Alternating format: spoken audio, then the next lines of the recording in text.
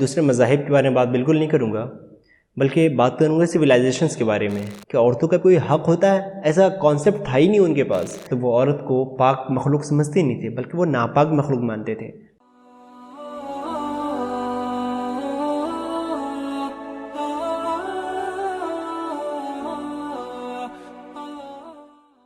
السلام علیکم ورحمۃ اللہ وبرکاتہ. آج میں پھر آیا ہوں ایک نئی ٹاپک کے ساتھ، اور وہ ٹاپک ہے women in the world history. دنیا کی تاریخ میں عورتوں کو کب کیسا مقام ملا، اسے کیسا اسٹیٹس ملا، اسے کیا حیثیت ملی.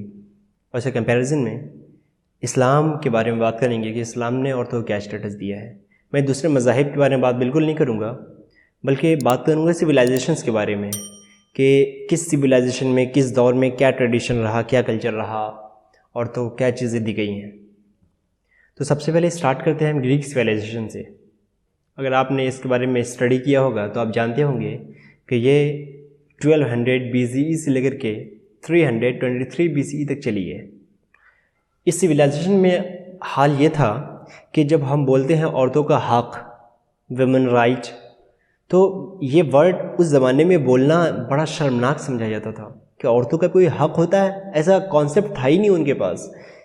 یہ کانسیپٹ تو بہت بعد میں آیا ہے، بلکہ حد تو یہ ہوتی ہے کہ جب ایک عورت ایسی جس کا کوئی میل ریلیٹیو، کوئی مرد رشتہ دار نہ بچے، چاہے وہ باپ ہو، بیٹا ہو، شوہر ہو، بھائی ہو، یہ سب اگر نہیں زندہ ہیں تو اسے فورسفلی باپ کا جو سب سے زیادہ قریبی رشتہ دار ہوگا اس سے اس کی شادی کرا دی جاتی تھی، تاکہ اس سے جو بیٹا پیدا ہو وہ اس جائیداد کا وارث بنے.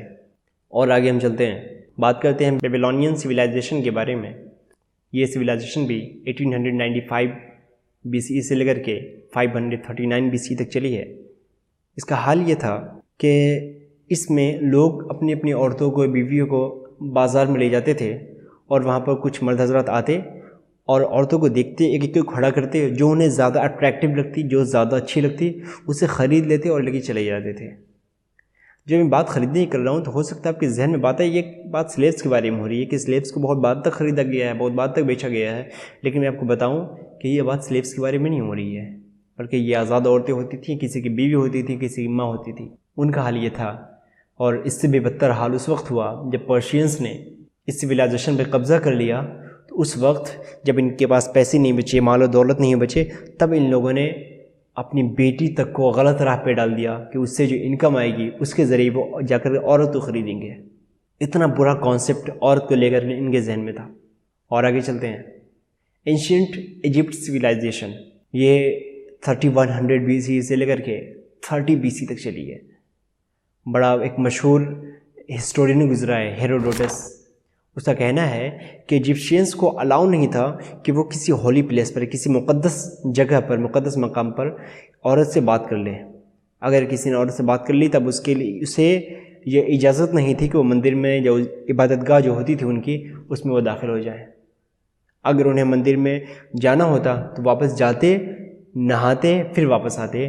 اگر ایک جملے میں اس چیز کو بیان کرنا چاہیں تو وہ عورت کو پاک مخلوق سمجھتے نہیں تھے بلکہ وہ ناپاک مخلوق مانتے تھے. یہ عالم تھا اس سویلائزیشن کا. اور آگے چلتے ہیں. آپ بہت بات کی چیز ہے یہ عرب سویلائزیشن کے بارے میں، آپ نے بارہا سنا ہوگا کہ آقا علیہ السلام کی پیدائش سے پہلے پہلے عرب کا عالم یہ تھا کہ لوگ اپنی بیٹی تک کو زندہ دفن کر دیتے تھے. بلکہ حد تو یہ ہے کہ حضور کے زمانے میں یہ واقعہ ہوا تھا کہ کچھ بھائیوں نے اپنی ماں تک کو چند پیسوں کے بدلے میں، جو کہ کرنسی وہاں کی درہم ہے، چند درہم کے بدلے میں وہ بیچ دیتے تھے. میں نے بہت موٹی موٹی باتیں بتائی ہیں کہ عورتوں کا اسٹیٹس کیا دکھایا گیا ہے، لیکن جب میں نے اسے اسٹڈی کیا تھا تو وہ ساری چیزیں جو میرے ذہن میں ابھی ہیں، یہ حقیقت ہے کہ میں ان تمام چیزوں کو بیان کرنے پہ قاصر نہیں ہوں. میری ہمت نہیں کہ وہ ساری چیزیں بیان کر سکوں.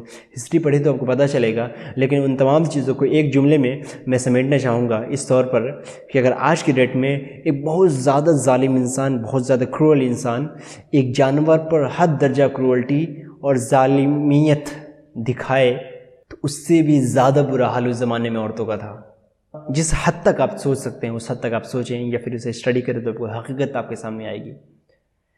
اس وقت اسلام آیا. UPSC کی تیاری کرانے والے ہسٹری کے ایک بڑے مشہور ٹیچر ہیں عبد ہوجہ.